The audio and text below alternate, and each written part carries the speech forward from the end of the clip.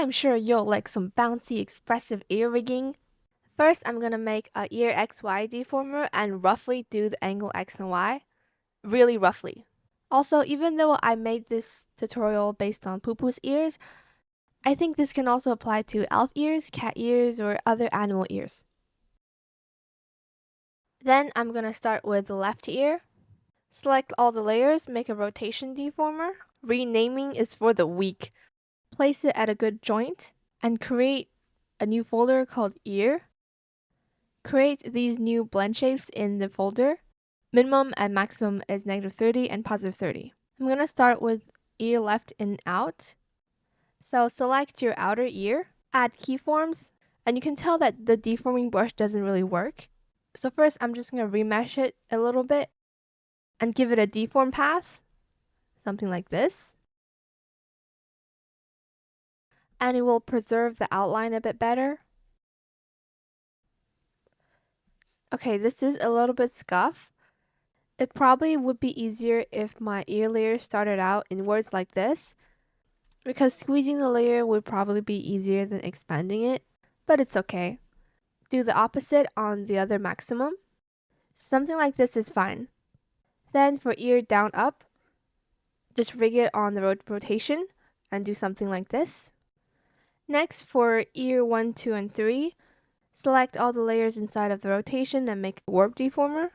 And here is where I realized that the warp deformer is going to slant according to the parent rotation deformer. So I just went back and adjusted the angle of the rotation deformer, but I had to delete the attached parameters and re-rig the rotations because once you change something at default, it will mess up the rest of your animation key points.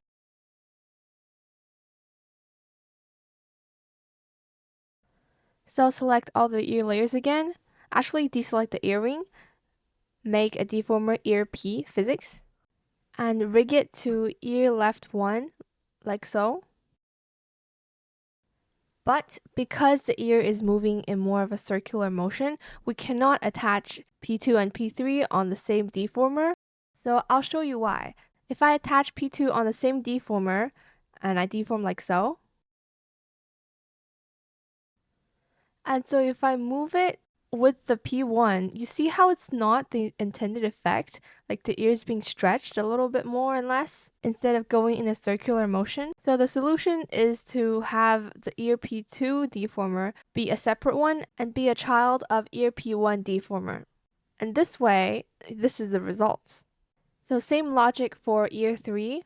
So I copy pasted ear 2, deleted the parameters and dragged it back in, and now I have an ear 3. Attach the keyforms and deform just the tip. Add some physics to the little fluff in the ear too. And I added some ear down up movement to my first ear P so that it looks less detached. So here are my finished parameters.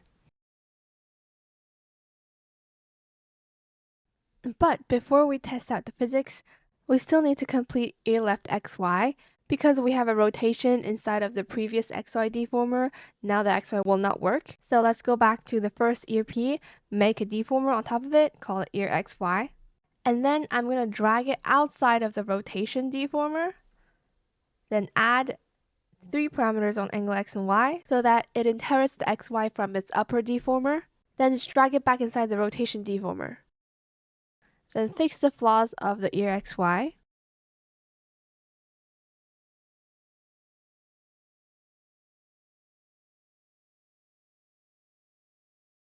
And I'm going to skip the process of me struggling with physics settings and just show you the results and tell you what parameters you need and what numbers.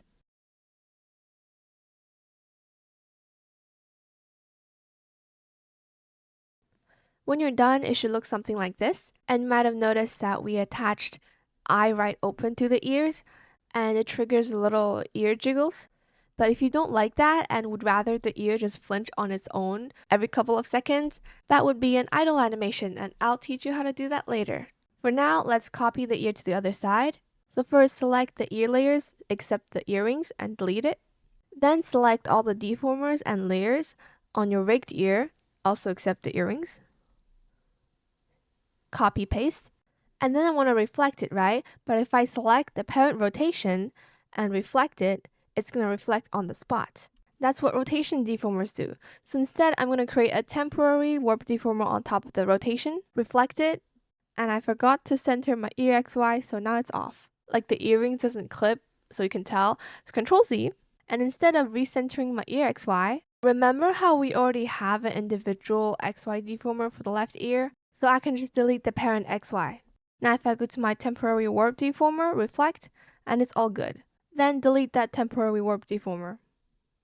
Then we need to copy paste all 5 parameters to make it the ear right parameters. So select everything, right click replicate parameters, and drag it down, and you should rename all of them to ear right, but I'm too lazy sadly. But drag the ear folder to the front so that it's easier to change your parameters.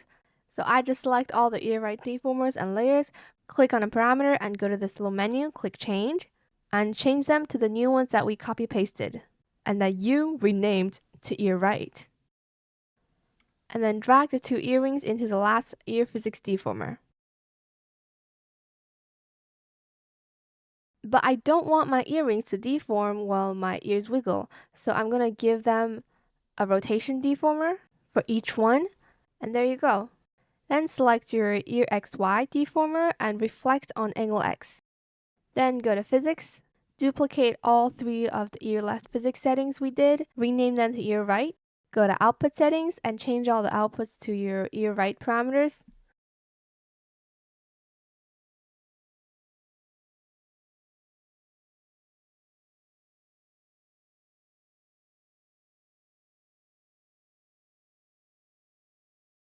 Then go to your input settings, and on all of the ear right parameters, reflect angle X and angle Z.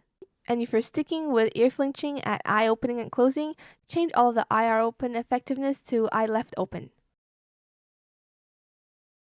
And it should look something like this. I find the ears going up and down with head tilting so cute.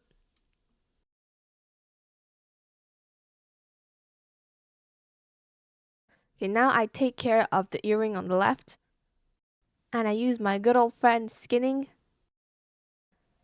And put the earring in the correct physics deformer.